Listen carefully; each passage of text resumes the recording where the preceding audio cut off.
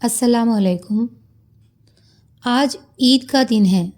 سورج نکلتے ہی بچوں میں نئی زندگی کی امنگ پیدا ہو گئی۔ بوڑھے جوانوں کی طرح صبح صبح غسل کرنے لگے۔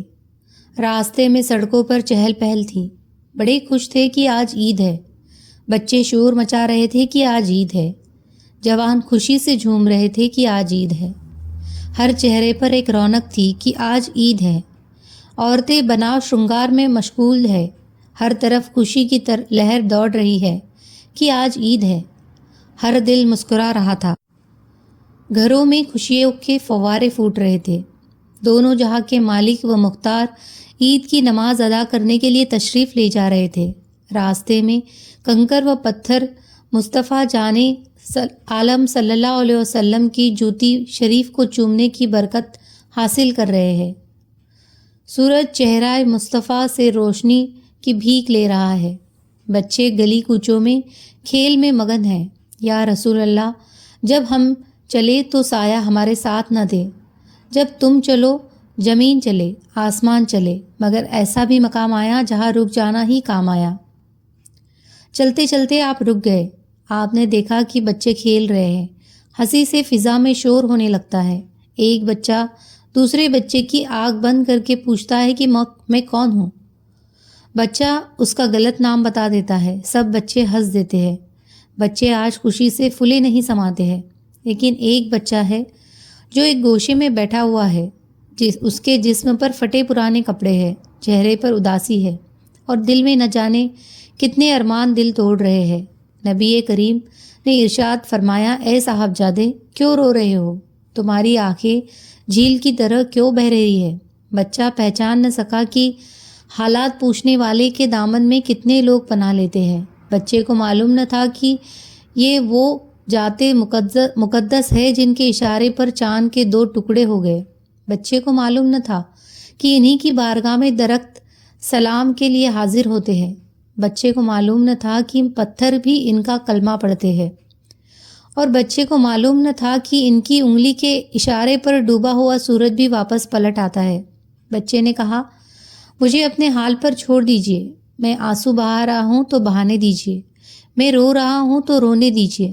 بچے نے کہا، آپ کو نہیں معلوم کہ حضور صلی اللہ علیہ وسلم کے ساتھ میرے باپ ایک جنگ میں شہید کر دیے گئے۔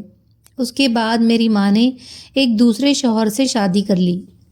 وہ دونوں مل کر میرے مال کو کھا گئے، اور اس کے ظالم شوہر نے مجھے گھر سے نکال دیا ہے۔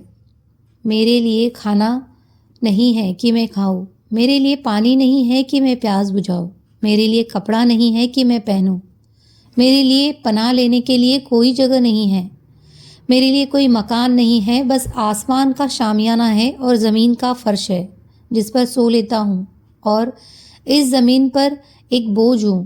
لیکن آج اچانک جب میں نے ان بچوں کو کھیلتے ہوئے دیکھا جن کے ماں باپ ہے، جن کے بدن پر نئے نئے کپڑے ہیں، جن کے سروں پر ہاتھ رکھنے والے ان کے بزرگ ہیں، خوشی کے گلشن میں بہاریں ہیں، ان کے لیے ماں کی ممتا اور باپ کا پیار ہے، ان کی خوشی کو دیکھ کر گزرا ہوا زمانہ یاد آ گیا ہے۔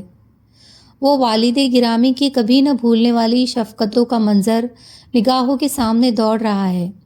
آج میرا زخم تازہ ہو گیا ہے، میری مصیبت میں ایک نیا رخ لے لیا ہے۔ آج ابو جان کی محبت کا جھلکتا ہوا ساگر مجھے بے چینی میں مبتلا کر رہا ہے۔ یہی میرے رونے کا سبب ہے۔